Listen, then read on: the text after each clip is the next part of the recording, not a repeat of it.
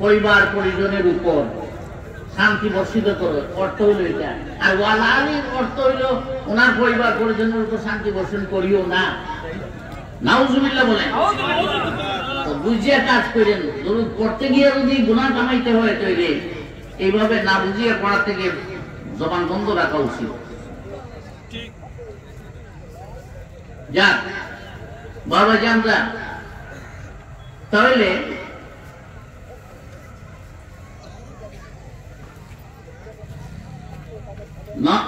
কালেমার পড়েই নামাজ, কালেমার পড়েই, আওয়াজ করে বলেন, কালেমার পড়েই নামাজ। এত গুরুত্ব কেন? এই গুরুত্বে, এই বন্দেগীর মধ্যে এই ওয়াজহুল জুমআতি আলাল আরদ কথা বুঝিয়েন। মা মা'না সাজদা, as-সাজদা ওয়াজহুল জুমআতি আলাল আরদ। দুই হাত জমিন দিয়ে কপালটাকে মাটির মধ্যে রাখা, কপাল এবং নাক দিয়া মা তা'বুদাল্লাহ, মাবুদ জানিয়ে আল্লাহকে সিজদা করা, এর চাইতে আর বড় বন্দেগী আর নাই। এটা আল্লাহর কাছে সবচাইতে পছন্দনীয়, যে বান্দা আল্লাহকে সিজদা করুক। এই সিজদাটাই আল্লাহর কাছে সবচাইতে পছন্দনীয়। পড়েন সুবহানাল্লাহ। কোন বন্দেগীর মধ্যে সিজদা আছে? নামাজের মধ্যে। কিসের মধ্যে? নামাজের মধ্যে। এই জন্য নামাজ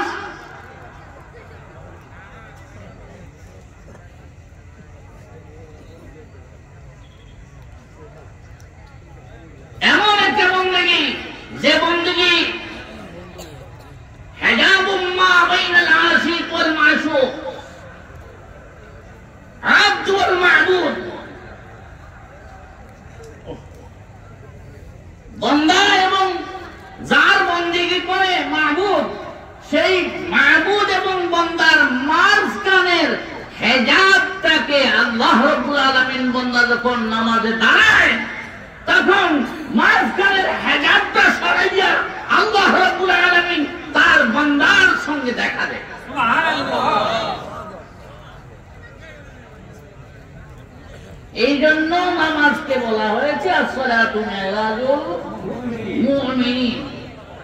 নামাজ ছাড়া এই রহমতের তাজাল্লি পাওয়ার আর কোনো বিধান নাই। আপনারা আওয়াজ বন্ধ করেন। এই জন্য বলেছেন as-সালাতু as-সালাতু জামিআ জাওয়ামিউল ইবাদাত। নামাজ হলো এমন একটি ইবাদত, যত ইবাদত আছে সমস্ত ইবাদতের মাগাজ, মূল। যেহেতু এটার মধ্যে মাহবুবের কুদরতের পায়ে কি করা? সিজদা করা, কপাল ঠেকানো তার কুদরতের পায়ে। এই জন্য পড়েন সুবহানাল্লাহ।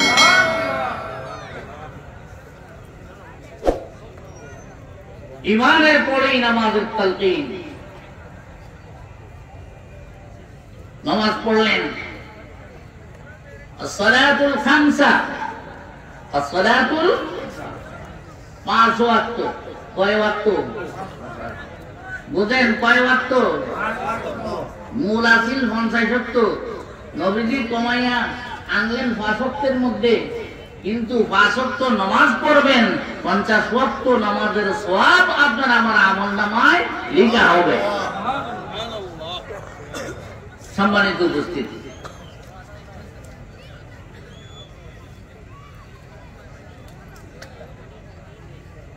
আল জামাআত সম্মিলিত হওয়া।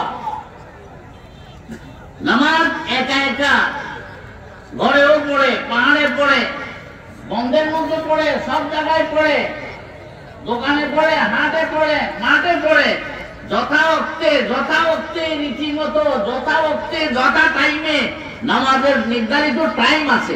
আছে না নাই? কথা বলেন। টাইমে নামাজ পড়তে পড়তেছি কইয়া বাস আল্লাহ দিলে জোহরের নামাজ আসরের আগে আবার আসরের আজান ফিরে গেছে, কাজ হাতে আছে, সাইরে দিতেছি এইরকম করতে করতে বাস এই ওয়াক্তের নামাজ ফরজ হয়ে গেছে, কাজা হয়ে গেছে। বাবা জানরা, নামাজ যথা অর্থে রীতিমতো আদায় করতে হবে, নামাজের অর্থের ভিতরে নামাজ আদায় করতে হবে, ঠিক না বেটি? আচ্ছা, ইন্না সালাতা কানাত আলাল মুমিনিনা কিতাবাম মাওকুতা, নির্ধারিত টাইমে নির্ধারিত সময়ে বান্দার উপরে নামাজকে আল্লাহ রাব্বুল আলামিন ফরজ করেছেন, নির্ধারিত সময়ে তার ফরজিয়তকে আদায় করতে হবে। আপনার মন গড়া টাইমে মন গড়া সময়ে নামাজ আদায় করলে হবে না। আপনারা আওয়াজ বন্ধ করেন বাবা। আচ্ছা, নামাজ বহুত বড় নিয়ামত। নামাজ আসসালাতু নূরুন, নামাজ হলো আলো, নূর। নামাজ যত বেশি বেশি আপনি পড়বেন, 5 ওয়াক্ত নামাজ ফরজ করা হয়েছে, 5 ওয়াক্ত নামাজ ফরজ করা হয়েছে। এই ফরজ নামাজগুলো যদি আদায় না করেন, ইচ্ছাকৃত যদি ছাড়িয়ে দেন, তাহলে একটা ওয়াক্তের নামাজের জন্য 80 হুকবার জাহান্নামে জ্বলতে হবে। মানুষ এটা এই ওয়াজ শুনছে না শুনে নাই? কথা বলেন, শুনছে, কিন্তু এরপরেও তো ইচ্ছা করে ফজর ঘুমাইতে থাকে, এরপরেও তো ফজর কি করে ঘুমাইয়ে থাকে, ফজরের নামাজ পড়ে না, ওই 9টা-10টার সময় উঠে পড়ে। তাহলে বাবা জানরা এই রাখেন না, বাস দেখা না গেলে খুললে দেওয়া যাবে, একটু অপেক্ষা করেন, চিৎকার করেন।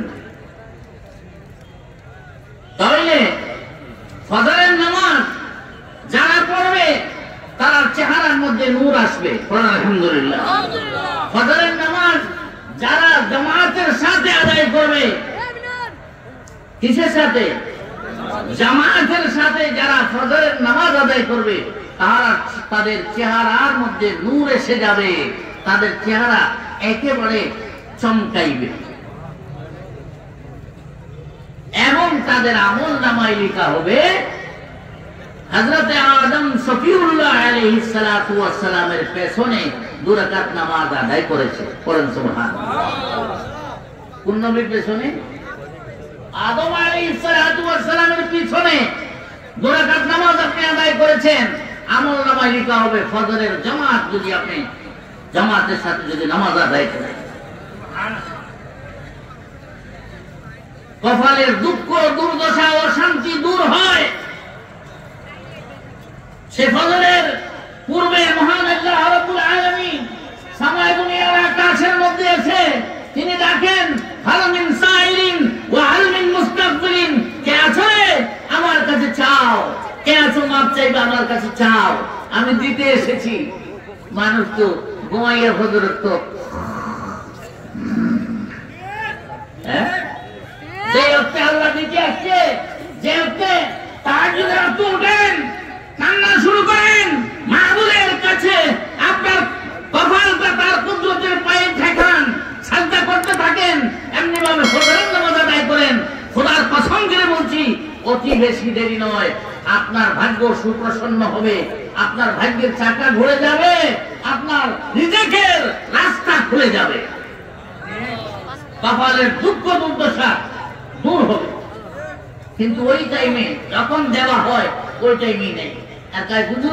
দোয়া করে আমার জন্য, ভালো করে দোয়া করে না, বড় অসুবিধা আছে, তোমার অসুবিধা কি আমি দূর করতে পারবো?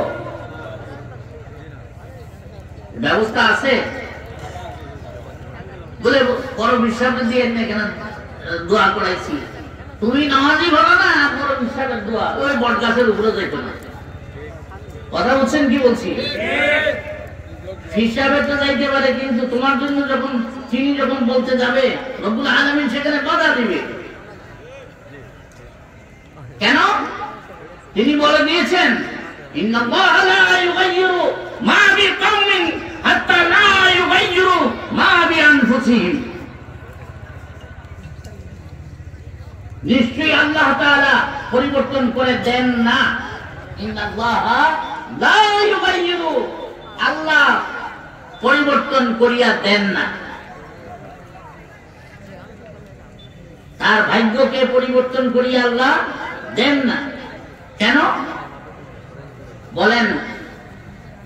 হাত্তা লা ইউগাইয়িরু মা বিআনফুসিহিম, সে যতক্ষণ পর্যন্ত নিজের ভাগ্যকে সুপ্রসন্ন করার জন্য, পরিবর্তন করার জন্য সে নিজে সচেষ্ট না হয়, চেষ্টা তদবির না চালায়, না করে, আল্লাহ এমনিতেই তার ভাগ্য পরিবর্তন করিয়া দেন না।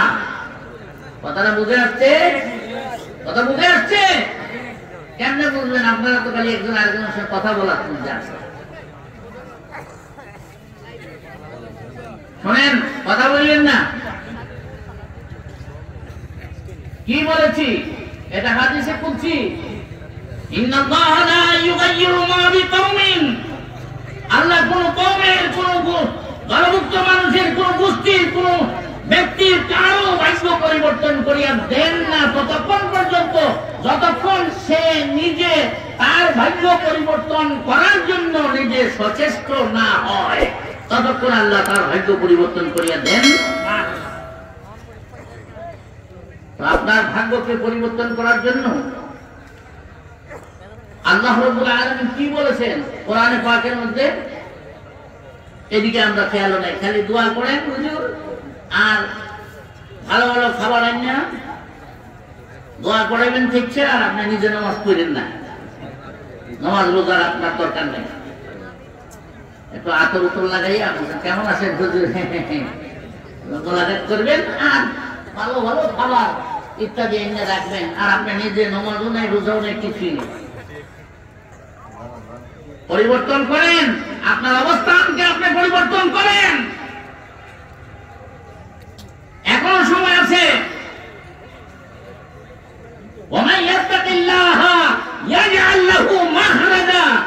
আল্লাহ বলেন বান্দা,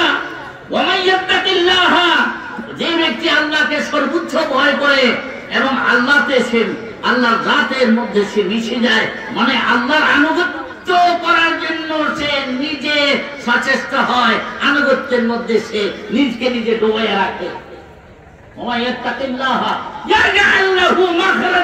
আল্লাহ বলেন দুনিয়ার সমস্ত তোর চিন্তা ভাবনা থেকে আমি তোরে মুক্তি করে দিই। সুবহানাল্লাহ বলবেন। সমস্ত চিন্তা ভাবনা তোর জীবনে যা আছে সমস্ত সব কিছু থেকে আমি তোরে বের করে দিব। তোর চিন্তাটা রাখবো না যে আমার হয়ে যা, সর্বোচ্চ আমাকে ভয় কর।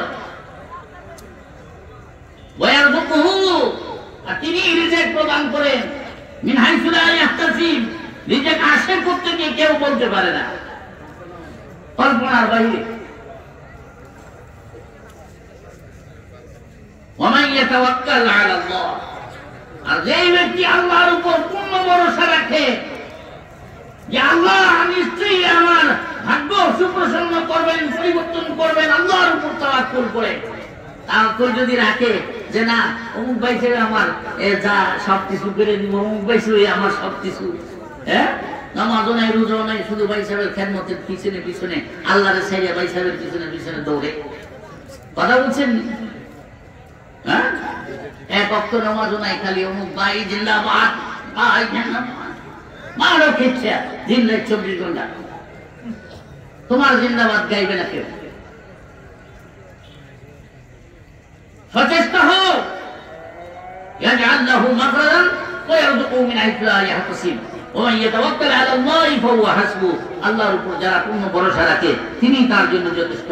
আমার একটা মাসআলা আমি সংক্ষেপে বলে দিচ্ছি, আযান হয়ে গেছে, এখন এখানে আযান হবে, এখানেই নামাজ হবে। সেই মাসআলাটা হলো